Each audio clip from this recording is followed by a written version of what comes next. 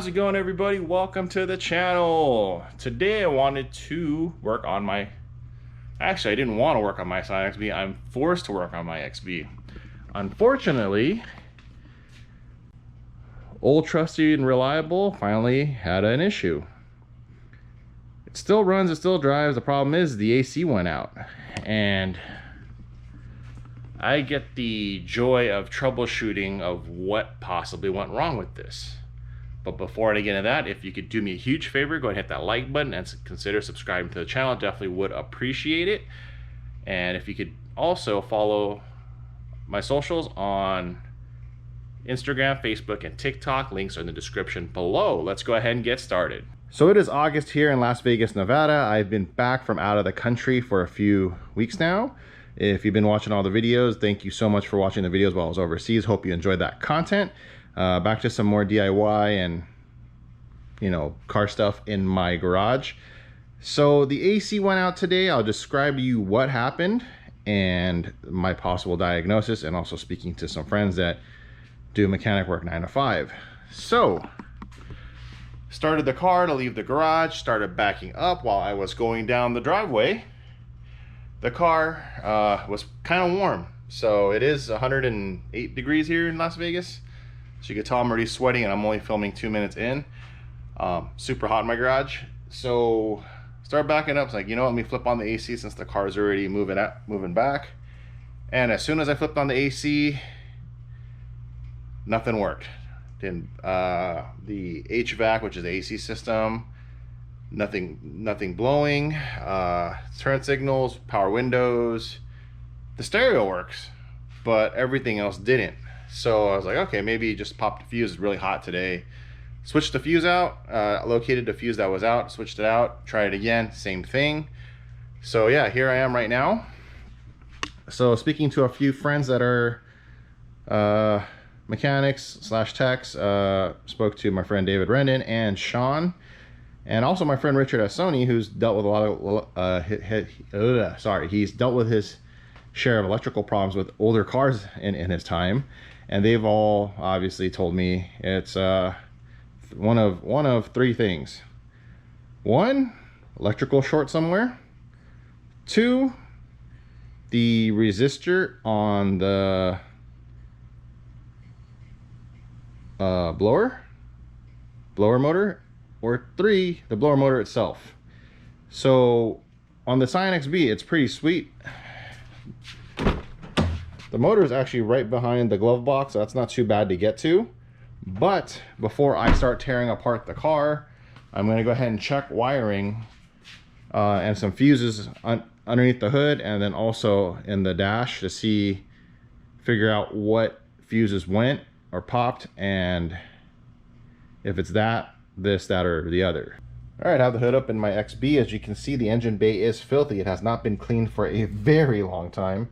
But I do have the cover for the fuse box off. I do need to pull a few fuses to check, but I do want to pull up the diagram for this fuse box. So let me go ahead and get my phone, get everything diagram loaded up, and I'll go ahead and show you, and I'll be right back. So I pulled up just typed in 2006 Scion XB fuse box diagram, and a few websites show up. This is the one that I found. It's fusebox.info. It actually has a diagram of this right here. If you turn it this way, you can kind of see where it matches, and from there you just look at the fuses. I'm gonna look at the list layout right here and anything that has to deal with AC. So fuse number 9, which is a 7.5 7.5 amp fuse. You see there, I'm gonna just check everything else real quick. I think that would be the only one, so go ahead and look for fuse number 9 and pull that one. Take a look.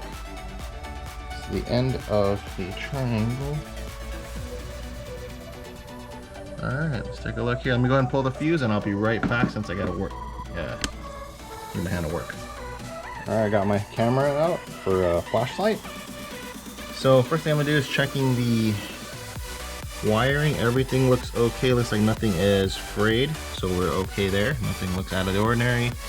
So earlier I mentioned that it was slot number 9, which is that empty slot right there. If you look closer, there is no fuse to be put in there. It's a blank slot. Car manufacturers sometimes do this depending on the spec of your car, you know, manual versus auto and so forth. There's a couple differences there. The relay, this red relay, the one in the middle right here, looks to be good. So we're good there. So next thing I gotta do is check underneath the dash on the next set of fuses. So your next location to look at fuses is right here. If you pull out this panel right here, you have your fuse diagram, which you can see here. There's also the diagram on the website if you're not sure what the abbreviations mean. So I don't know if the camera can pick it up.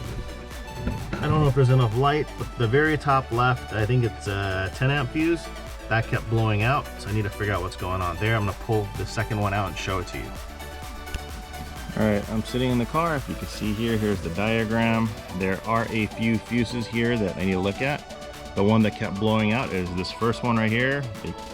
The name is Gauge, 10 amp fuse. It has air conditioning tied in right here. Door locks still work, everything else still works okay. The next one I have to check is 113, 19, and then there's a R1 relay. So I'm gonna go ahead and check that, 113, 19, R1. So, whoops.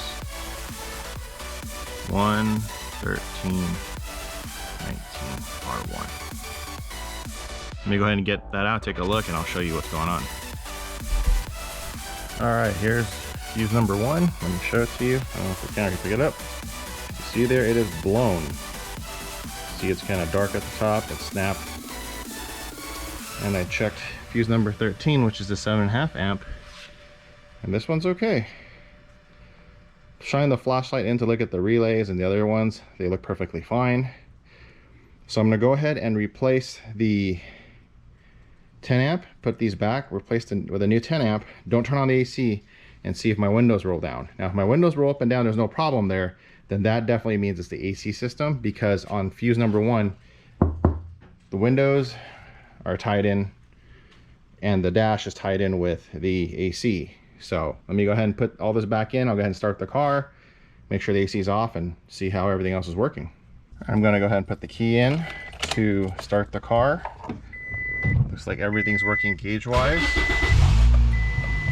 Yeah, everything's working just fine. Let's go ahead and roll the windows down in case I have to drive around so I don't burn to death being trapped in the box. So everything here is okay. I'm gonna go ahead and turn the car off. That means it's gotta be one of two things over here is the most common diagnosis. So to take the glove boxes out, pretty simple. You just press right on each side a little bit to remove it. See there, it's already out. And on my car, pretty easy. It's been taken apart a bunch of times. There you go. Go ahead and put this out of the way. So now the fan blower motor is inside here, and the resistor is down there. Again, once you get the glove box off, there are two 10mm bolts right here, or you can use a Phillips. I prefer just to use a 10mm bolt, less chance of stripping. So once you remove that, everything else comes down pretty easily. Normally there's a harness that's clipped here. This looks like it's been removed before, so it looks like that won't be a problem for me. And I'll go ahead and drop the computer right here down and move it out of the way so I can show you where the resistor is at.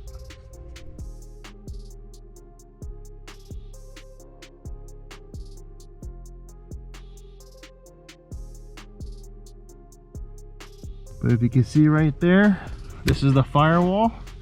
There's a big harness right here that's movable. Next to the firewall up here, you'll see one small black harness that plugs in. What it plugs into is the resistor. That's held on by two Phillips screws. Obviously can't keep the camera rolling, it's gonna be hard to work. It's a tight space, so I'm gonna go ahead and get this done. So unplug the harness and remove the resistor. You can see that there's two screws there. So I'm gonna go ahead and do that and check back in. Got the resistor out. See here, in the light. It's actually not that bad, so I gotta test, I guess, if there's a way for me to test to see if this is still good, but as safe precaution, I'll probably just get a new one. A new one of these is like 15 bucks, so not a huge deal. But the next thing I gotta do is take this apart because the fan motor is inside here. So a couple of things real quick. There are, looks like 4 screws holding this together. There's 1 screw here, 1 screw here. There's one back there where you can access from underneath with the longer Phillips. As you can see there. I think I spotted, I think it's those, it's 1, 2, 3, and then 4 is somewhere here. But yeah, this is really filthy. You can see underneath here is the dryer motor. I do have to take this apart to take a look to see what's going on with it. And it looks like it's just screws holding it together along with the harness. And you have to look at the plug, inspect everything, making sure everything is okay. Let me go ahead and take that apart and I will be right back. Got everything taken apart. As you can see here, the harness is just chilling right here. Looking at all the plugs, everything looks good. This is the one that hooked up to the blower motor, not melted or anything. And the other plug that goes to the resistor looks great as well, so we're good there. I have the blower motor right here. Doesn't look like there's any melt or anything. It looks in good shape, it's just dirty, but it might actually be out. So yeah, let's see what's next. This is obviously the next morning. I apologize for stopping last night. I had stuff I had to take care of, and light was getting pretty scarce. So inspecting the resistor and the blower motor, everything looks okay. Haven't decided to replace that yet, but I wanted to check a few more things after I spoke to my friends Sean and Richard. They think that it might not even be either of those two. I could possibly have a wiring short somewhere. So I'm gonna go ahead and take apart the dash and take a look at the wiring, just double check and look through everything. It's pretty simple. On the XB, you just pull the knobs off real quick, and then there's 2 screws right there. But for the Sony stereo, there's a couple screws holding this giant screen out of the way, so I gotta take that apart. That's a little different. There's just 4 screws from behind. If you have this Sony stereo, you'll know exactly what I mean. There's just screws holding the screen to the head, to the faceplate. But yeah, I'm gonna take this apart and take a look at the wiring, making sure there's no frays or, you know, exposed wires. I'm really kind of scratching my head right now. I'm hoping that something minor would be it and I could just put this back together. It'd be good, but I might just replace the resistor anyways. The blower motor I think is fine. It doesn't look like nothing's melted. The wire harness is good, and generally from what Sean's told me is if you see a melted harness, melted plugs are melted and whatnot, then yeah, that's a telltale sign. But he says, I sent him pictures of everything and he says it looks good. So he's like, it's up to you if you want to change it or not. He doesn't think it's broken. So yeah, I'm gonna take this apart real quick and then be right back. Obviously have the dash apart, took the stereo out, checked all the wiring, no frays, no exposed wires, everything looks good. So everything up here should be fine. I'm kind of scratching my head where to go next. Just gonna start checking random, I guess, wiring throughout the car. Gonna go underneath the dash, just take a look around. I really am lost for words on what it could be right now. Did a few other tests. One of them was put a new fuse in, start the car, only do signals to see if the signal relay is what's causing the short. That's not it. Pretty much got to a point where I just went ahead and ordered the parts, the blower motor and the resistor. I'm gonna leave to pick that up in just a second. I checked the wiring and the taillights, everything, there's no frays there. Actually, the wiring in the taillight area, just randomly decided to check, it's actually in brand new condition. So something is up with the car. I don't know what it is, excuse me.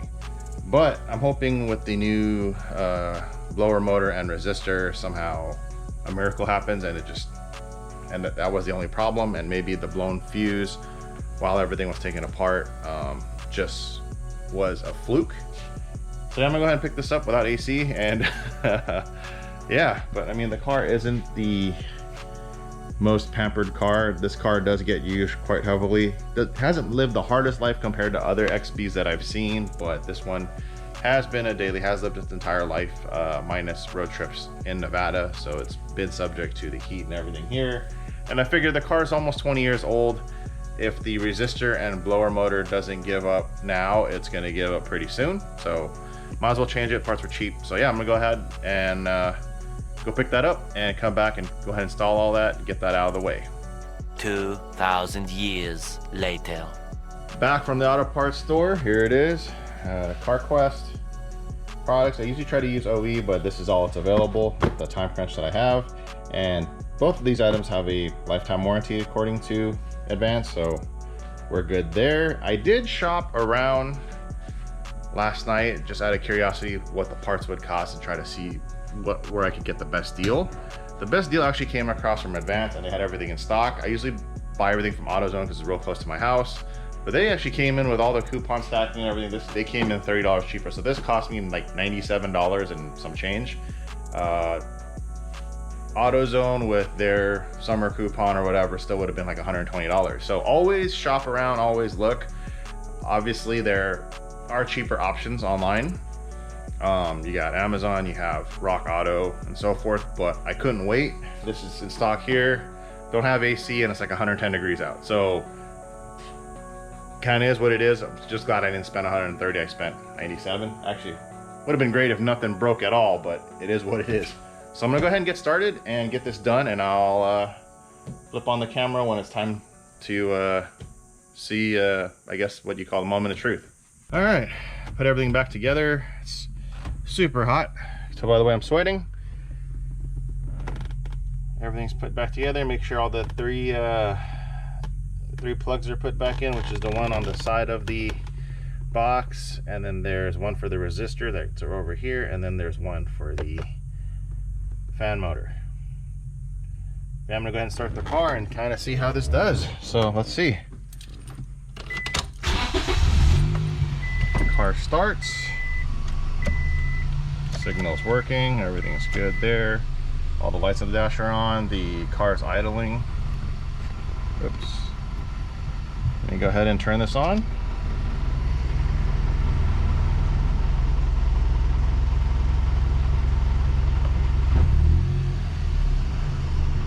It's just the heat shield underneath the car that's making the rattle sound. AC works. AC blows cold, so we're good there. Awesome. So problem wasn't more than a resistor and a blower motor. I thought it could have been worse because of the weird finicky things it was doing. So that's my own misdiagnosis. I take full blame for that. But yeah, other than that, it's all done. I have AC again. Thank you. But yeah, this concludes today's episode. Thanks again so much for watching. Until next time, you guys take care. Have a great day.